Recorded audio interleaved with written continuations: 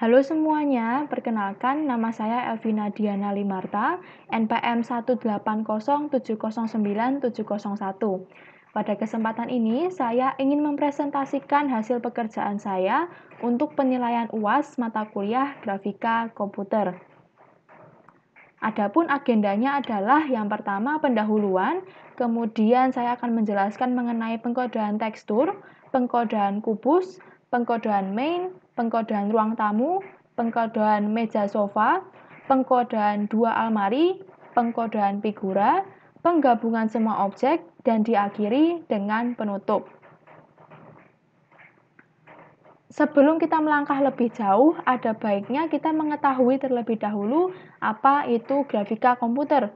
Nah, grafika komputer merupakan cara untuk menghasilkan citra atau grafik dengan menggunakan bahasa pemrograman tertentu. Citra atau grafik yang dimaksud adalah objek 2 dimensi, 3 dimensi, atau bahkan animasi. Bahasa pemrograman yang akan saya pakai kali ini adalah Python dengan bantuan library Pygame dan PyOpenGL. Editornya adalah Geany. Kali ini saya akan membentuk ruang tamu dengan objek 3 dimensi di dalamnya. Objeknya ada 1 meja, 3 sofa, 2 almari, dan figura. Pertama, kita akan mulai terlebih dahulu dari pengkodean tekstur. Tekstur ini digunakan untuk memberikan gambar atau tekstur kepada objek supaya objeknya akan lebih menarik dan tidak monoton. Untuk pengkodean tekstur akan saya masukkan ke fungsi load texture object, di mana fungsi ini memiliki satu parameter yang saya beri nilai X. Nah, nilai X ini nantinya akan saya ganti dengan nama file gambar tekstur yang akan saya masukkan ke dalam objek yang bersangkutan. Selanjutnya, kita akan membahas mengenai pengkodean kubus. Untuk apa kubus ini? Nantinya, ruang tamu beserta objek 3 dimensi di dalamnya akan memanfaatkan kubus yang ditransformasi. Maka dari itu, kita perlu membentuk kubusnya terlebih dahulu. Seperti yang kita tahu, kubus memiliki 6 sisi. Ada sisi depan, sisi belakang, sisi kiri, kanan, atas, dan bawah. Setiap sisinya memiliki 4 titik sudut. Nah, untuk membentuk titik sudutnya, kita menggunakan GL Vertex 3F. GL Vertex 3F memiliki 3 parameter. Parameter pertama digunakan untuk menentukan koordinat X. Di sini kita tentukan koordinat X-nya adalah minus 0,3. Kemudian, parameter kedua digunakan untuk menentukan koordinat Y. Di sini kita tentukan koordinat Y-nya adalah minus 0,3. Selanjutnya, parameter ketiga digunakan untuk menentukan koordinat Z. Di sini kita tentukan koordinat Z-nya adalah 0,3. Kemudian, kita juga akan mengatur koordinat dari tekstur dengan menggunakan GL TextCoord 2F. Sekarang kita lanjut ke bagian main. Di main ini saya akan mengatur ukuran displaynya menjadi 1200 x 600 pixel. 1200 ini melambangkan lebar dari display, sedangkan 600 melambangkan tinggi display. Lalu saya juga mengatur caption pada display menjadi 9701 NPM saya _UAS kelas Grafkom saya, yaitu kelas A. Kemudian, saya akan memberikan warna latar belakang display putih. Maka dari itu, saya akan set nilai GL Clear Color dengan 1,0 semua. Jadi, nilai red-nya 1, green-nya 1, blue-nya 1, dan alpha-nya juga 1. Setelah kita mengkodekan bagian ini, selanjutnya kita akan memanggil fungsi-fungsi yang sudah kita buat. Nah, apa saja fungsinya? Kita lanjut ke bagian selanjutnya. Pertama, saya akan membuat fungsi-fungsi untuk membentuk ruang tamu. Ruang tamu terdiri dari dinding belakang, dinding kiri, dinding kanan, lantai, dan juga atap. Untuk dinding belakang, saya akan mentranslasi atau menggeser objek kubus dengan nilai X sebesar 0,0, nilai Y sebesar 1,2, dan nilai Z sebesar minus 1,8. Kemudian, saya juga akan menskala atau mengubah ukuran dari objek kubus. Faktor skalanya sebesar 12,0 searah sumbu X, sebesar 4,9 searah sumbu Y, dan sebesar 0,0 searah sumbu Z. Lalu dapat kita lihat pada bagian pengkodaan dinding kiri dan dinding kanan ini sebenarnya sama. Perbedaannya hanya ada di nilai X pada bagian GL Translate F. Mengapa demikian? Karena untuk dinding kiri, kita akan meletakkan dindingnya di sebelah kiri.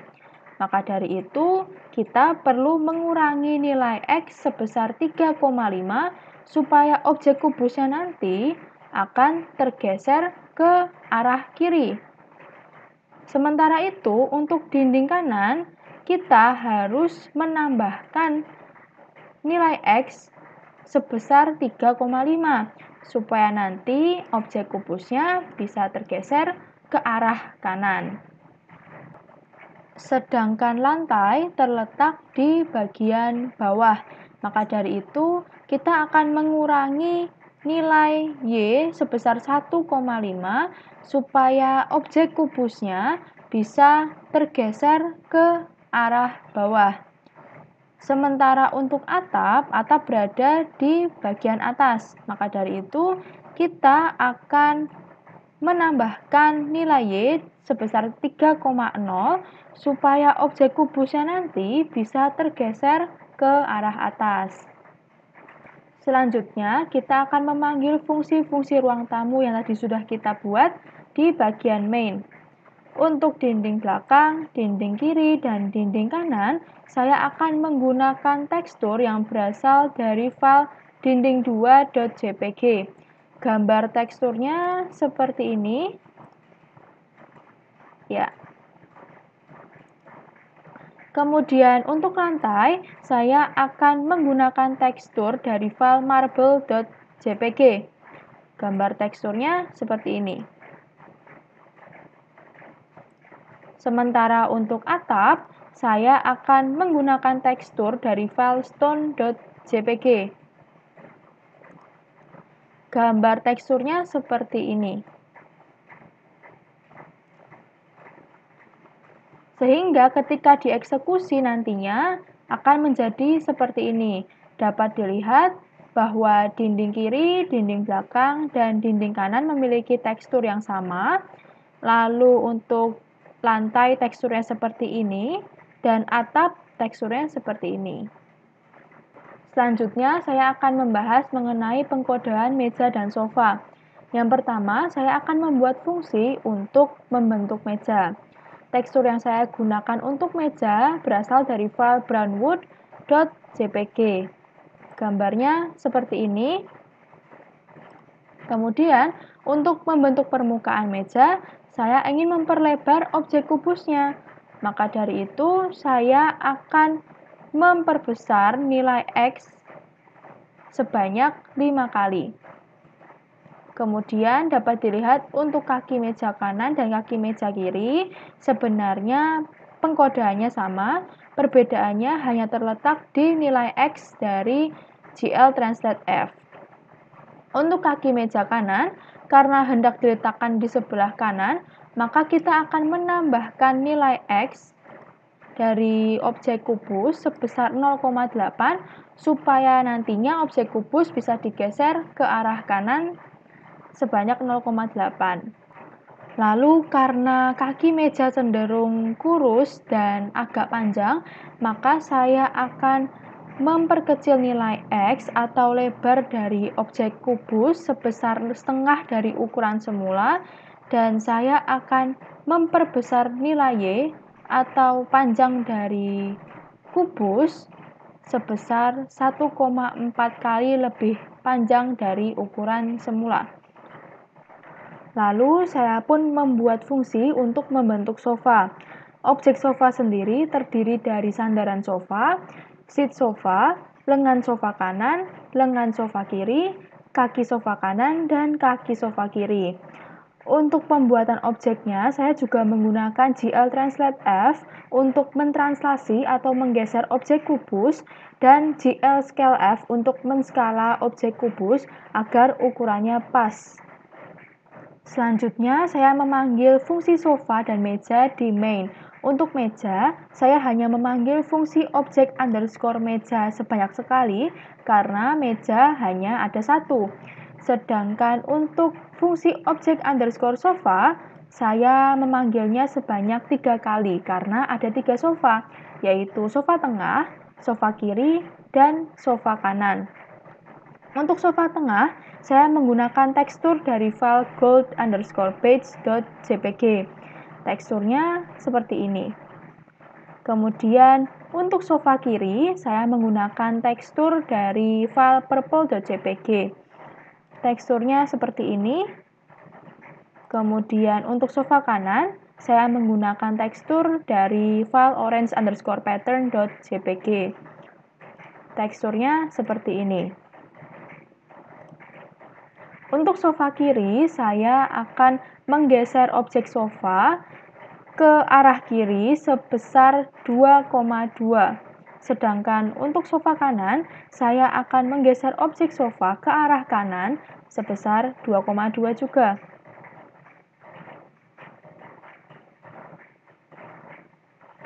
Setelah dieksekusi, hasil pengkodean meja dan sofa adalah seperti ini. Kemudian saya akan membahas mengenai pengkodean dua almari yang akan diletakkan di sebelah kiri dan kanan ruangan. Untuk lemari sebelah kiri, saya menggunakan tekstur dari file woodblue.jpg. Teksturnya seperti ini. Kemudian untuk lemari sebelah kanan, saya menggunakan tekstur dari file purple_tree.jpg. Teksturnya seperti ini.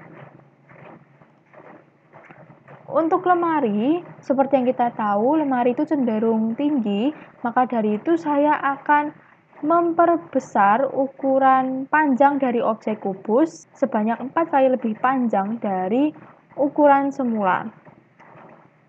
Sementara itu, untuk pembuatan fungsi knob almari atau gagang pintu, saya akan menggunakan tekstur brown.jpg. Teksturnya seperti ini. Dan seperti yang kita tahu, knob atau gagang pintu lemari itu cenderung kurus, tipis, dan kecil. Maka dari itu, saya akan mengecilkan ukuran dari objek kubus. Untuk lebarnya, saya kecilkan sebesar 0,15 dari ukuran semula. Kemudian untuk ukuran panjangnya akan saya kecilkan juga sebesar 0,4 dari ukuran semula.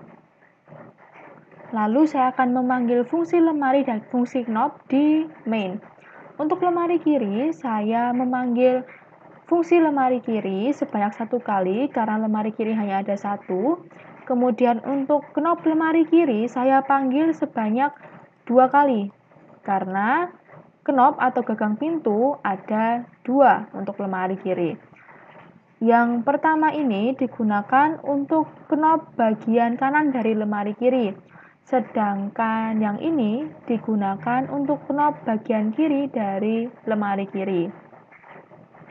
Selanjutnya untuk lemari kanan, saya memanggil fungsi lemari kanan sebanyak 2 kali. Karena untuk lemari kanan terdapat 2 bagian, yaitu bagian kanan dan bagian kiri. Kemudian untuk knobnya juga dipanggil 2 kali, knob lemari kanan sebanyak 2 kali, karena ada knob untuk bagian kiri dan juga knob untuk bagian kanan dari lemari kanan. Setelah dieksekusi, hasilnya seperti ini. Dapat kita lihat ada 2 knob, masing-masing lemari memiliki 2 knob. Lalu untuk lemari kanan yang ini ada dua bagian, yaitu bagian sebelah kanan dan bagian sebelah kiri, seperti itu. Selanjutnya kita akan membahas mengenai pengkodean figura. Seperti yang kita tahu, figura terdiri dari dua bagian, yaitu bagian foto atau gambar dan bagian bingkai. Untuk itu saya akan membuat dua fungsi. Yang pertama adalah fungsi foto figura. Di sini saya akan merotasikan objek kubus sebesar 180 derajat supaya foto yang tertampil tidak terbalik. Kemudian dapat kita lihat pada kedua fungsi, saya mentranslasikan objek kubus atau menggeser objek kubus supaya terletak di dinding bagian belakang. Kemudian dapat kita lihat bahwa ukuran dari bingkai figura lebih besar daripada ukuran foto figura, supaya bingkai figura akan terlihat menyelimuti foto figura. Setelah itu, saya memanggil fungsi foto figura dan bingkai figura di main. Untuk foto figura, saya menggunakan tekstur foto_diri.jpg. Teksturnya seperti ini merupakan foto saya di depan rumah. Kemudian untuk bingkai figura, saya menggunakan tekstur dari file ornament.jpg. Teksturnya seperti ini. Setelah dieksekusi, hasilnya menjadi seperti ini. Ketika semua objek digabungkan, maka hasilnya akan menjadi seperti ini. Supaya lebih jelas, saya akan langsung mendemokan program yang sudah saya buat. Dapat dilihat seperti ini kodenya. Kemudian kita eksekusi. Maka seperti inilah hasilnya.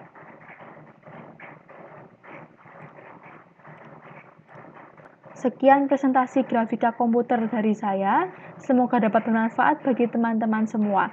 Terima kasih untuk perhatiannya. Salam sehat dan sampai jumpa.